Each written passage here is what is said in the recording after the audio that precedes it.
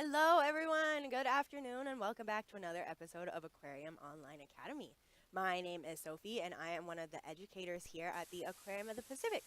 If you are watching along with us, it is 2:01 Pacific Standard Time here in Southern California, and you are more than welcome to share any ideas, questions, observations you may have. We will have a little link being put down here at the bottom with one of our phone numbers. And then my friends behind the camera doing all the computer stuff you see going on will be able to answer some of those. So I'm joined in the studio today by two of my friends. I have my friends Connolly and Sonia that are in here helping me out. So any questions or things you may have, they will be able to relay those to me, and then we'll be able to talk about them. So one of the ways you will be able to get in contact with us, perfect, is you can text questions or observations to 562-286-1838. And we have that pulled up on one of our other computers so we can communicate live with you.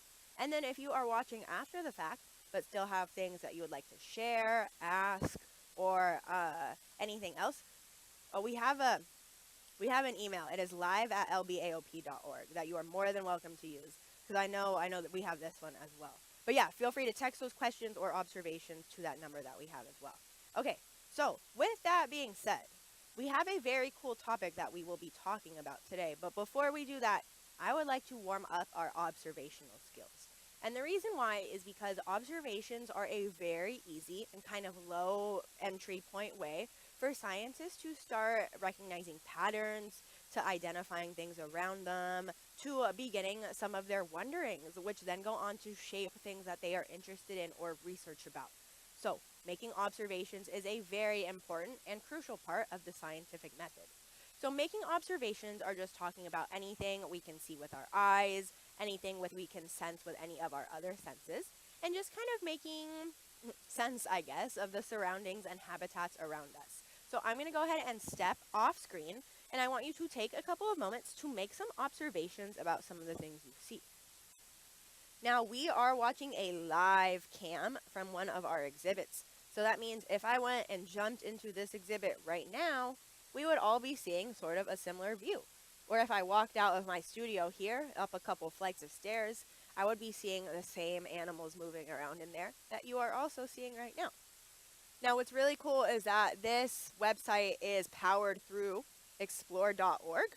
So you can visit it by either reaching us at the Aquarium of the Pacific's website, or just going straight to explore.org and seeing what other sorts of live cams they have for you to watch as well.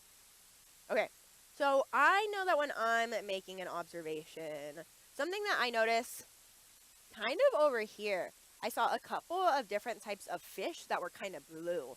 I definitely recognize them from different movies and pop culture, but I saw some really blue looking kind of fish, which is interesting because some of the other fish I see in here are kind of gray or maybe kind of yellow.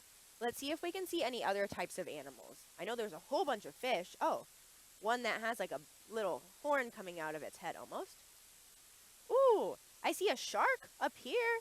I see its big tail moving around. Oh, and another one over here. Another one coming by. Those ones have super long tails too. Let's see if we can find any other types of sharks in here as well, because I know we have some other animals swimming around in here. Oh, I think right down here we have one of our other sharks, one of our little gray reef sharks. So some bigger observations that you might have noticed as we are comparing and contrasting some of these animals, you'll notice that they have all sorts of different types of body shapes. Some of them are maybe kind of flat, and maybe they have little fins right here on the side. Maybe some of them have those really, really long tails like you saw on the zebra sharks. These ones coming by right now. Their tail can take up about a third of their total body length. So with those sharks, sometimes they have those super, super long tails on them. Now, also, with our gray reef sharks, those ones have a more kind of slightly compact body. Maybe not as long as those zebra sharks are. Now go ahead, take a couple moments to see if you can make any other observations as well.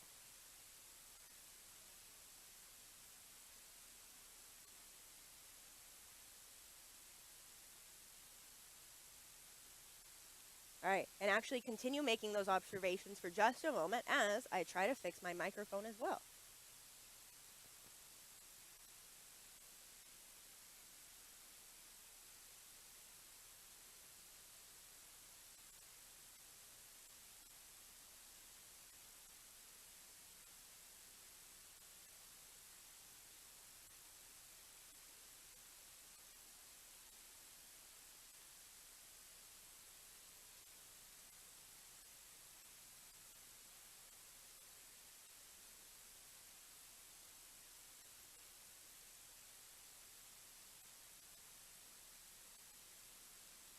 All right.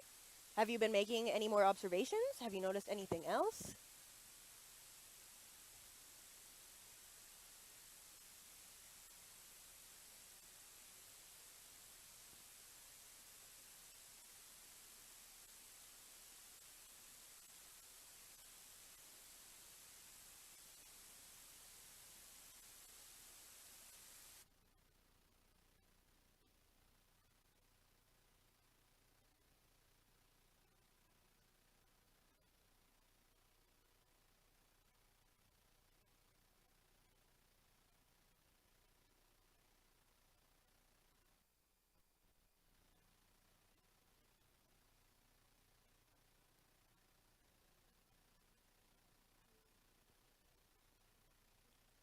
All right. So, for those of you on the other end, apologies for any of those sort of interruptions. Also, if you are hearing any kind of scratchy noises, we are aware of that and we are working on getting that fixed. So, if you would like to stay tuned with us, you are more than welcome to keep following along. But also, if you don't like that kind of scratchy sound, I get it. That's totally cool as well. But anyway, apologies for those interruptions, and I hope that gave you plenty of time to make some observations about all the different animals you saw in here. So, even though there are all sorts of different types of animals living in this one habitat, it's kind of special because we get so many varieties of sharks, fish, other animals, but they all seem to kind of share this same home or this same habitat. What type of habitat or home do you think we are looking at? Habitats can be characterized by all sorts of different types of things: temperature, maybe the structures around it, the animals that live there, the areas of the globe where they are positioned, or different colors. So what we are looking at here is a very special type of habitat. We are looking at a coral reef habitat. Now, the reason why coral reefs are so awesome is because they are such a hub or a center for all sorts of biodiversity. And biodiversity just refers to all different types of biological life we can find, whether it be tiny, tiny little animals up to the bigger fish, the larger fish, and even some of those much larger sharks and rays that we see living in this habitat. So coral reefs are super special because they are a home for a whole bunch of different types of animals. But what are corals? Let's see if we can get a closer look at maybe one of our coral predators or smaller coral exhibits, and then we can get a closer look at some of those. This exhibit gives us a really good view of all the different types of animals that live in a coral reef, but if we want to get a little closer to corals specifically, we may need a little bit of a closer look. All right, thank you to my two awesome ladies behind the camera helping me out with this. Let me go ahead and step off screen, and I want you to take a couple of moments to make some observations. Now, this time, you can make observations about the animals, but I also want you to make observations about all the kind of stuff you see going on behind them. I see a lot of different kind of colored fish in here, but when I start to look kind of at the background and all the different structures, I feel like there are so many that I can hardly begin to describe them. Lots of different shapes, different colors, what looks like some different textures as well. And what's awesome is that here in this exhibit, we have an opportunity to look at a whole bunch of corals that are alive. So when I say alive, you may think of things like plants, animals, maybe some other stuff. And I want you to take a look at the corals, and I want you to decide for yourselves if you think these are kind of more plant-like or if they are more animal-like. What do you think? And it's okay to think either way. There is a right answer and also a wrong answer, but also those ones are totally kind of up in the air because up until now we didn't really know anything about these animals. Oh, and I kind of just gave it away as well. Corals, even though they look very plant-like, they can look like trees, like bushes, like flowers. Even though they tend to look very plant-like, they are actually a type of animal. So what's really cool about corals is that having that really kind of big structure, or the different structures that they may look like, provides all sorts of opportunities for all these different types of animals to live either in them, to find food around them, or to maybe find protection as well. So now what I'm going to do is I want to break down kind of corals as an animal for just a moment. And if we can switch over to my document camera over here, I will be able to show us a little kind of coral sample. Now, the difference between the corals that I'm going to show you right now and the corals that we have on that you might have seen in our videos is that these corals are unfortunately no longer alive. There are some things that we can see in their structure that makes them different when they are alive versus when we get them in a kind of state just like this. So here we have one of our corals sections right here, and then another one, which I am bringing right over here. So what are some initial things that you kind of notice about these? Maybe they are a little different than some of the other ones we saw. I know one thing I definitely don't notice on these is as much color. These are really white in comparison to the color that we saw on those other corals.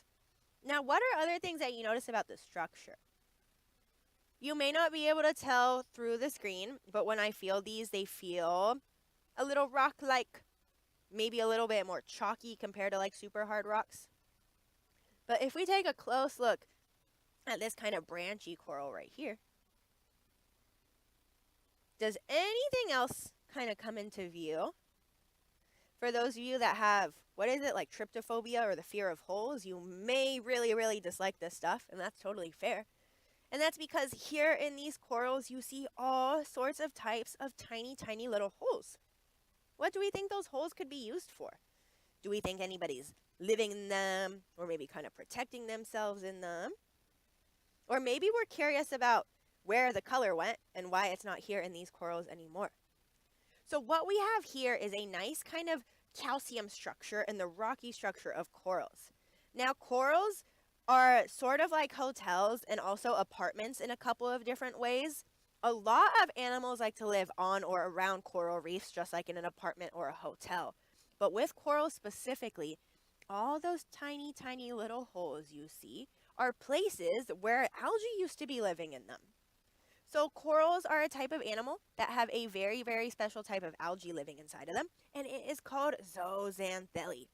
So that's what gives these animals the color, and that's who occupies all those tiny, tiny little holes right there. I think we may also have a picture of zooxanthellae as well, or I think we have a picture of like the tips of corals where we can see some of those ones as well. But yeah, all those little tiny holes right there are where some of those little animals used to live. So yeah, do we have a close-up of one of our, or maybe like the little coral polyps that like to live in there? Perfect. Okay. So with these animals, you can see the kind of color right there, some of the algae in it. Do these remind you of, oh, thank you, that one's perfect. Do these remind you of any other animals? Jellyfish, sea anemones, things like that?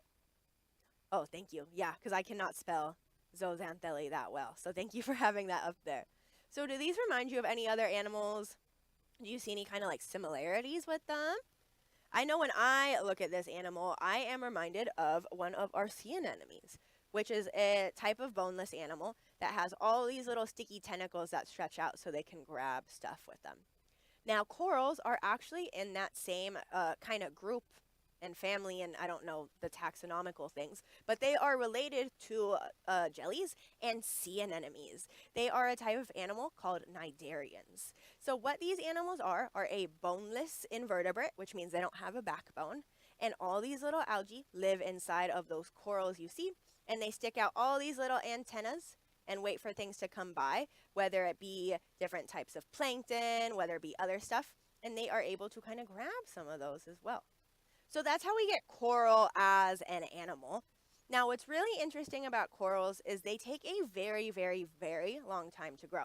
As you can imagine, grabbing enough calcium from the ocean in order to build something like this takes a very long time.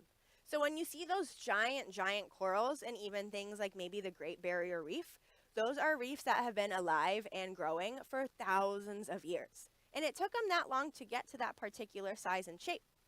One of the reasons why is because corals, as an animal, remember they're an animal, are super sensitive to all sorts of things.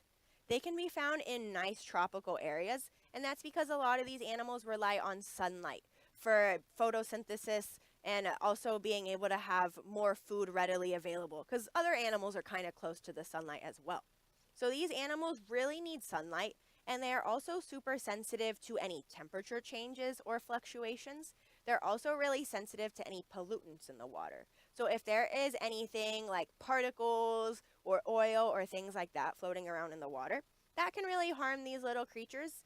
And then when these little creatures get stressed, we see all that colorful zooxanthellae leaving, and then we get this really kind of almost bleached, well, we call it bleaching, but we get this almost ghost-like kind of skeleton that's left over. That's because all those little things that were alive, they left the coral.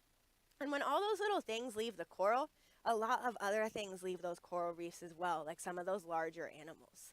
So this is how we get to a coral reef. They are a type of animal made up of smaller little things living inside of them as well. So that's what's really interesting about corals as an animal. Now, let's spend a little bit of time talking about corals as a habitat. If you wouldn't mind going to just like any of our videos with some of our corals and any of our little fishies swimming around with them, any of them will be helpful as well. Ooh, thank you. I think this is our coral predators, one of our, I don't know if my favorite fish is in this exhibit, but there are some really cool ones in here. So as I mentioned earlier, a habitat is a home for different types of animals. Now, what do you think all these different fish may utilize the coral reef for? What are some things that you want in your home or your habitat in order to, survive and live? Some things that we need to use in order to survive are we need food. Whether we be fish, a plant, anything that is living needs energy, and sometimes we get energy through food. So something that fish will use the coral reefs for is finding all sorts of different types of food. Now, even with some of those bigger sharks and rays, they may come into the corals or the coral reef communities because they are looking for more smaller and medium-sized fish like this to eat. Now, for these smaller and more medium-sized fish, they may be coming to the coral reefs because they are looking for somewhere to hide from those larger animals. Maybe they are looking for food themselves. So food is a big, important reason why animals will live on coral reefs. Now, another reason, I already kind of mentioned it, but it can be a really good place for protection. When you look at the fish back here behind me, do you see just one color? Do you see just two colors? Multiple colors? You may also see a whole bunch of different colors in the corals themselves. Now, corals are super colorful, and so are all the fish that live around them. So normally in like an environment here in Southern California, maybe like a kelp forest, it's kind of dark. And if you are a bright color, you kind of stick out like a sore thumb. You are very visible. It's hard to hide from predators if you are a super bright color. But in these coral reefs, being a super bright color is an advantage because since so much of your habitat is colorful, there are plenty of places for you to hide or to camouflage. So like our yellow fish right here, sometimes we can find them in yellow sort of branching coral, and they blend in really well. Some other fish, like the ones that have stripes on them, have all those stripes so that if they are hiding amongst all these little kind of different branches and stuff, that broken up color pattern will still allow them to hide, even if they don't match that exact kind of color of the coral. So protection is another good reason why animals will come to coral reefs. Now, the last reason why animals may utilize a habitat is for having babies. The open ocean is a kind of daunting place, especially if you are a newborn fish, tiny plankton, all sorts of things. Even for us humans, it's kind of daunting. We're a small animal out there. Even more so when these animals are babies or younger. Coral reefs are a great place for baby animals to grow up, wait till they're a big enough size to survive on their own, and then they can start moving around and traveling a little bit more. So coral reefs provide these animals opportunities through food, through places to hide, and also places for them to have their babies. Now, if you want to pick just any one of our tropical fish for us to take a look at, go ahead and any dealer's choice, any tropical fish you want to put up there. And then we can spend a couple of moments, this is a good one. We can spend a couple of moments talking about what they do in the coral reef. And then I'll be able to talk about how coral reefs are important to humans and what we can do to better protect them. Okay, so like with some of the other videos, go ahead, take a couple of moments, make some observations about this fish right here. It can be colors, it can be shapes. If you recognize the fish, that's cool too. But what are some things that you notice about this fish right here? It has a nice kind of football shape, very football-like. This one is one of my favorite fish because of all the really pretty colors it has on them. I'm personally like a really big turquoise fan, so the fact that this fish has all these really nice colors just like blending into each other is awesome. But do you notice anything about this little mouth right here? Does it have a funny looking mouth? Can you see any little teeth sticking out? Now, this fish is named after a bird. Now you can see its little teeth a lot better. Now, this fish is named after a bird because its mouth, beak that we see right here, really reminded scientists and researchers of a parrot. This is a parrotfish right here. And a parrotfish, as we can tell by that kind of bright, well-lit background it lives in, it is a big member of our coral reef communities. Now, this one in particular has a kind of unique and very special role in these communities, and the teeth that it has gives us a little bit of a clue as to what it may be doing in those environments. It has some nice, kind of sharp teeth, ones that don't break too often. What do you think it may want to eat in coral reefs? Do you think fishies? Things that maybe have a hard shell on them? Do you think anybody is eating the corals themselves? Sorry, that picture cracks me up. Do you think anybody's eating the corals themselves? This guy and or girl is saying, yeah, I do, and it has a very funny face to show us that as well. So this parrotfish is really awesome because even though those corals sometimes take a very long time to grow, our parrotfish kind of go in and they will just eat them anyways. Well, you may be wondering, it's just like kind of rocky, chalky stuff, like what are parrotfish wanting to eat? So they are loving to eat all those little algae that live inside of those kind of rocky calcium structures. But then you're wondering, well, like what happens to that kind of like this part, the hard rocky part, when a parrotfish eats it? Well, because they have those super sharp teeth, they are able to not only bite off and nibble these little bits, but they are also able to pass the corals through their system, and like when they go to the bathroom.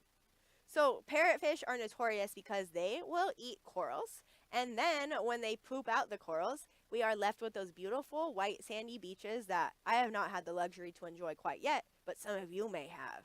So if any of you live in those really tropical areas, you've been somewhere with those really nice white beaches, you can thank the parrotfish poop for that. And they will be very happy and super smiley to be telling you that they are the ones eating these little corals. So that's just one example of a type of animal that lives on coral reefs and also happens to be one that is eating our corals as well. So that one's really funny. Can we go back to our that turquoise one for just a second as well? Because our turquoise parrotfish that lives here at the aquarium, not many of our fish have names because sometimes they are a little bit more tough to identify, keep track of who's who. But our parrotfish is very charismatic, also is very easy to tell who he is because of all that bright color on him. And this one in particular has earned the name Michael. This is Michael, our parrotfish, and he lives here at the Aquarium of the Pacific in our Coral Predators exhibit. The reason why he lives in there is because Michael is a predator of corals. He likes to eat them, and then he poops out that white sand that we can see all along here as well. So that's something that's very interesting about our parrotfish. Now, I may kind of pose a question to all of you as well.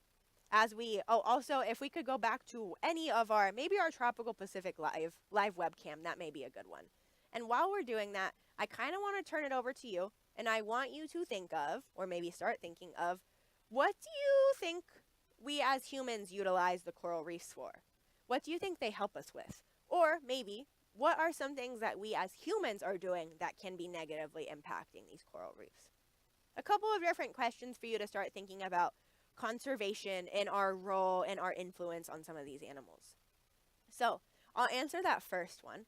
Coral reefs are amazing for all sorts of reasons. They provide a lot of coastal protection because they are those nice, really rocky, hard structures. If there are any big storms coming on in, those can kind of help break up any of those waves. They help protect the coast, sometimes against flooding, against other things. So they help the coastline of the environment that they are nearby. They also help us a lot as humans for food.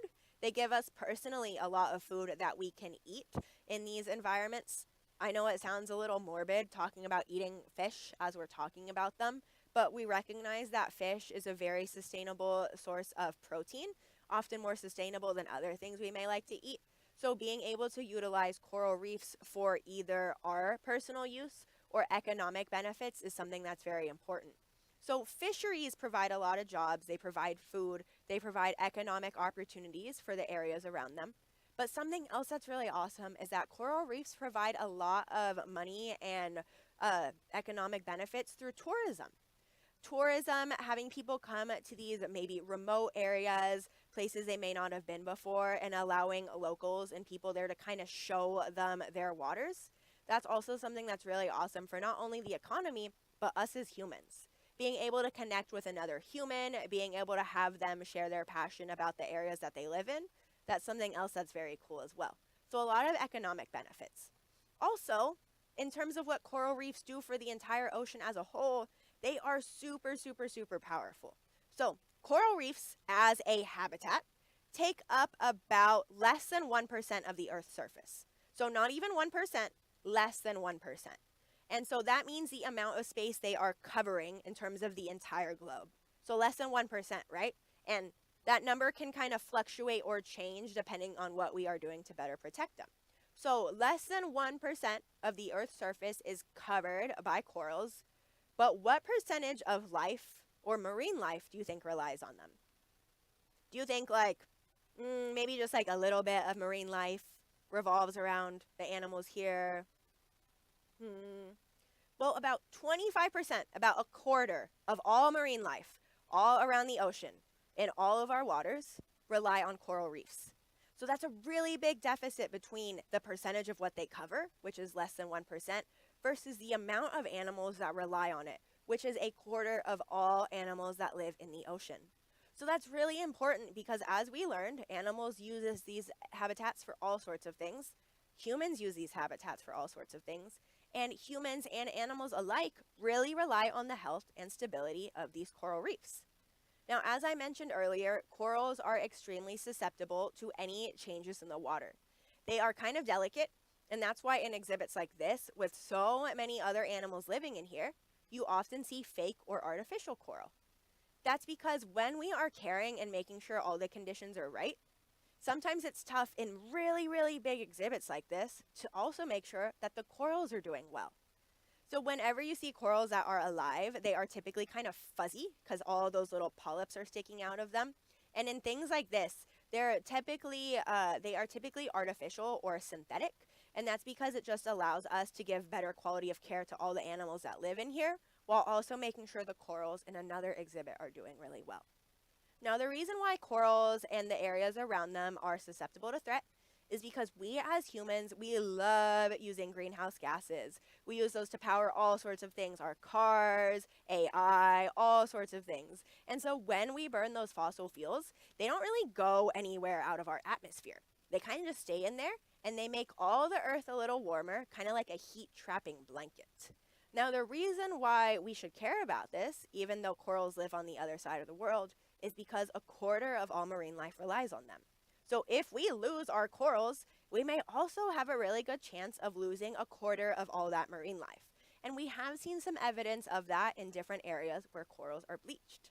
So you may be wondering, what are some things that you can do to better protect these corals and also better protect the ocean as a whole?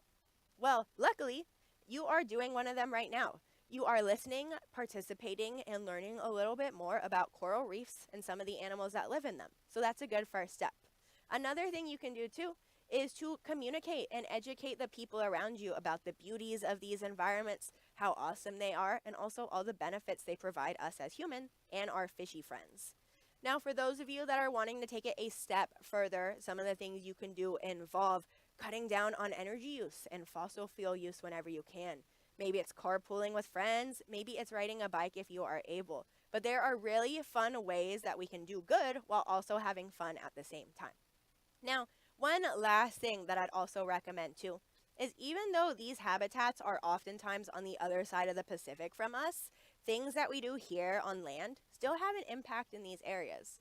So for those of you that are interested in diving a little deeper or getting more excited, some things that I would recommend are volunteering at institutions like Aquarium of the Pacific, maybe other places that talk about marine life and or like to help them. Or you can even get your hands a little wet or a little dirty by doing some beach cleanups and even underwater trash pickups. There are a lot of local organizations that will coordinate days when they all scuba dive and pick up trash underneath the ocean to make sure turtle friends like this don't accidentally eat plastic bags or something like that, which is a real problem. So there are all sorts of ways that you can get involved, whether it be talking about things or getting into the ocean as well. And for those of you that are like, oh, that's a problem that I want to fix, you want to find solutions for it, that is awesome. We need all the creativity we can get. We need problem solvers, we need chemists, we need engineers, we need good swimmers, we need people like me who like to talk about these types of things as well. So there are all sorts of ways that you can get involved in your own capacity to better help protect our coral reefs. So I hope that today gave you a little introduction as to the complexity of coral reefs and all the animals that live in them. And then hopefully we got a chance to learn about some issues facing them and also actions that we can take as humans to better protect them as well. So I don't think we have any questions or anything, but like I mentioned, you are always more than welcome to contact us here at the aquarium. And in our next episode, I know we talked about like the really shiny, sunny areas of the coral reefs. In about 30 minutes, we're going to kind of take it in the opposite direction, and we will talk about animals that can be found in the the deepest, darkest parts of the ocean as well. So once again, thank you all for joining me. Thank you for learning about corals and exploring with me, and I hope you enjoy the rest of your